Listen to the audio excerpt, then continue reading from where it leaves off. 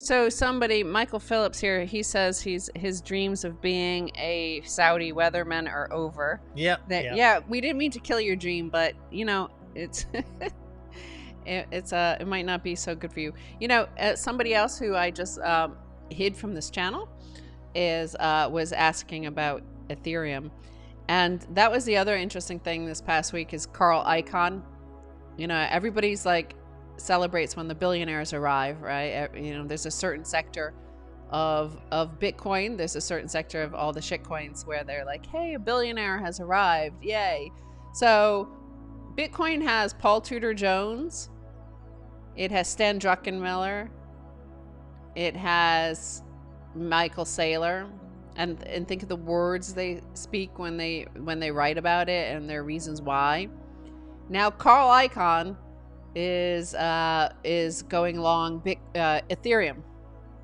Yeah. Carl Icahn is he does hostile takeovers. Yeah, right? No, I've known Carl Icahn his career for 40 years because when I was on Wall Street starting in 1982, it was really the beginning of his career as a corporate raider, a green mailer, a friend of Michael Milken and Drexel Burnham Lambert, and his reputation is as a bottom feeder. So he's not a smart guy. He just has a lot of lawyers, and he goes after companies when he can sue them to death and steal everybody's money. That's Carl Icahn.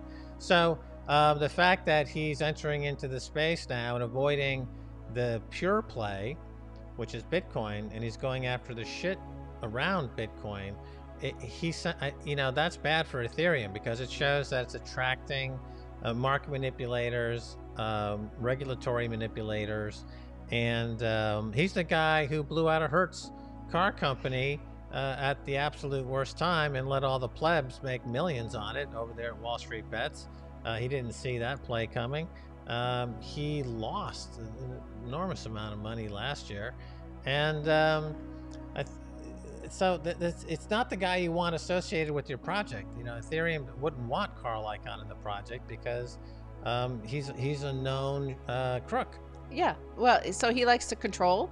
He also likes to basically hollow out and destroy companies, right? So if there's you can't do that with Bitcoin, right? But with Ethereum or all the shit coins on top of Ethereum, like you could just rug pull all over the place there. So like that's easy to do in Ethereum, and it's easy to do a corporate raid of Ethereum and plunder all those the newbie dumb speculators hoping to pump and dump and join a pump and dump group and right. things It's like interesting that these egomaniacs like Carl Icahn and Elon Musk are into crypto because they saw that it's after it crossed $1 trillion threshold in market value.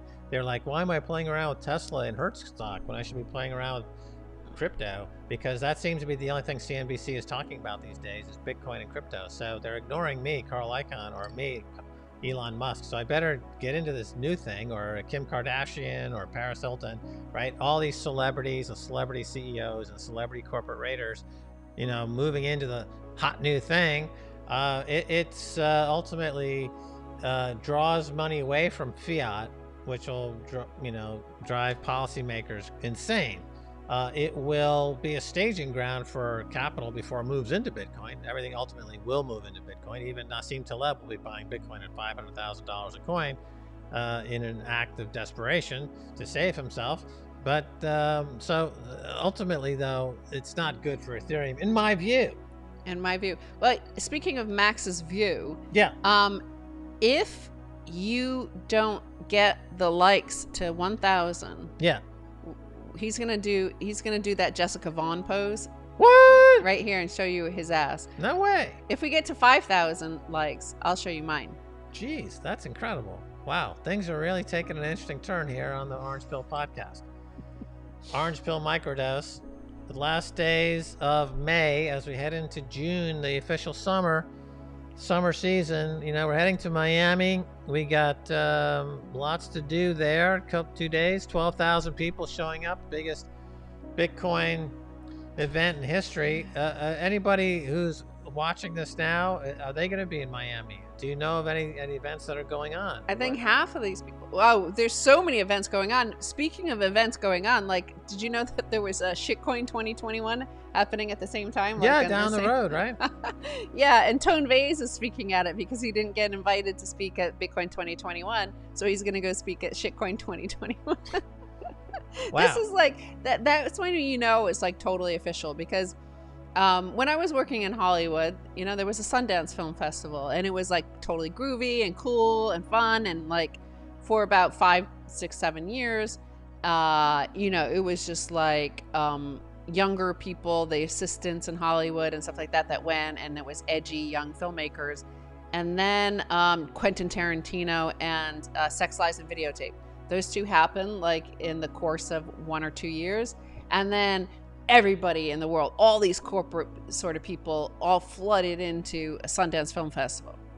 And it became a zoo, where it used to be like really fun and cool, like a high school sort of situation. It was just like small, and you know, you hung out with friends. But then as soon as it became huge and corporate, Slam Dance happened, and now there's like 5 or 6 sort of breakaway events that happen around the bigger event. Oh yeah. Sex, Lies, and Videotape. That's not a Quentin Tarantino film. I said Quentin Tarantino happened, and Sex, Lies, and Videotape. Okay. So, I'm glad you clarified that. I'm glad that was been clarified. But yeah, so you got Shitcoin Festival down the street from Bitcoin 2021. And I'm sure if this keeps going, by the next couple of years, there'll be dozens of these little events happening. Well, Tone Vays right now is in Dubai. He's about to fly out and go to Miami. So he should be careful, because, you know, UAE follows a lot of the Saudi things. So his predictions about price movements and stuff, he could end up in prison in Saudi Arabia for 10 years if he's predicting the climate of Bitcoin. Yeah, he better be careful. What if that's like, that will be an interesting spin on, you know, Bitcoin FUD. So you have the energy FUD, you have the China's banning FUD, all that kind of stuff. If Saudi Arabia starts imprisoning people who predict prices on Bitcoin. yeah, boy, that's interesting FUD right there. Where is he? Dubai?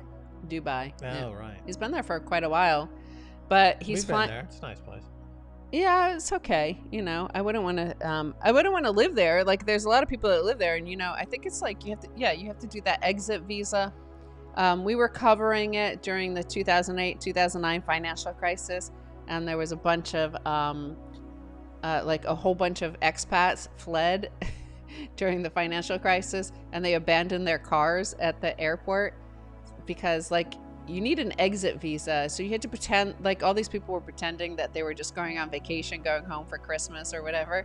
And you have to pay off all your debts. Like, you can't exit the country if you live there if you have any debts. So basically there were thousands of cars abandoned at the airport. Like, yeah, I remember that. Brand new cars. Wild. Yeah.